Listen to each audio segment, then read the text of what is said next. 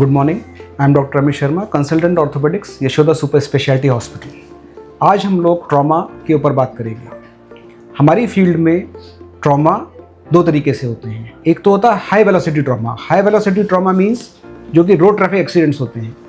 इसमें normally young population involve होती है और जो हड्डियाँ टूटती हैं वो लॉन्ग बोन्स होती हैं, जैसे कि फीमर, टिबिया, एस्टाबुलम, ह्यूमरस। जो दूसरा ट्रॉमा होता है वो लो इम्पैक्ट ट्रॉमा होता है, जैसे ओल्ड एज के पेशेंट्स घर में गिर गए, उसमें जो है वो कूल्हे की हड्डियाँ, हाथ की हड्डियाँ ज़्यादा इन्वॉल्व होती हैं। जो लो फ्रीक्वेंसी ट्रॉमा होता है, जो लो इम्पैक्ट ट्रॉमा होता है, जो घर में होता है और अपर लिम्ब में होता है, उनको नॉर्मली प्लास्टर से जुड़ा जा सकता है।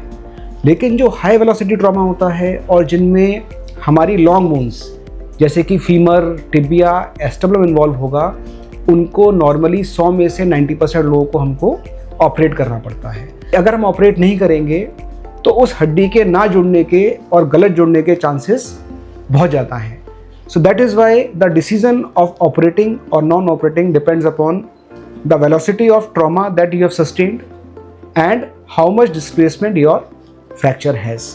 अगर आपकी हड्डी दूर दूर पड़ी हुई है, आपकी हड्डी जो है वो प्लास्टर में जुड़ने लायक नहीं लग रही, आपकी एज जो है यंगर एज ग्रुप में है, तो हम कोशिश करेंगे कि जल्दी आपको ऑपरेट करके खड़ा करा दें, हाथ पैर आपके जल्दी चलवा दें। ओल्डर एज ग्रुप में जहाँ पे लोगों को घर से डेली ब्रेड अर्निंग के लिए नहीं निकलना, अपनी रोज की रोजी रोटी नहीं इस तरह कमानी, घर में काम चल सकता है उनका, उनको हम प्लास्टर में जोड़ने की कोशिश करते हैं।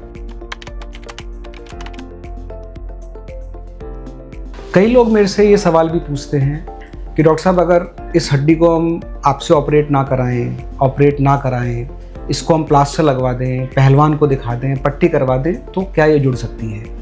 इसका जवाब बहुत सीधा साधा है, हर हड्डी खुद जुड़ सकती है।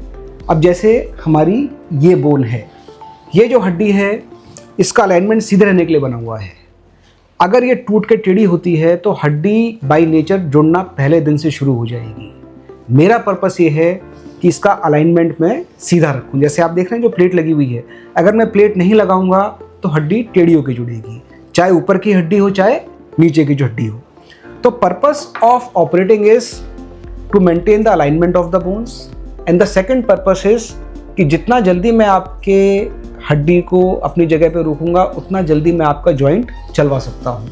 इसका मतलब ये है कि मान लो आपकी ये बोन फ्रैक्चर हुई है और मैंने प्लास्टर लगा दिया, तो ये जॉइंट सब मुझे प्लास्टर में कम से कम 3 महीने रखने पड़ेंगे।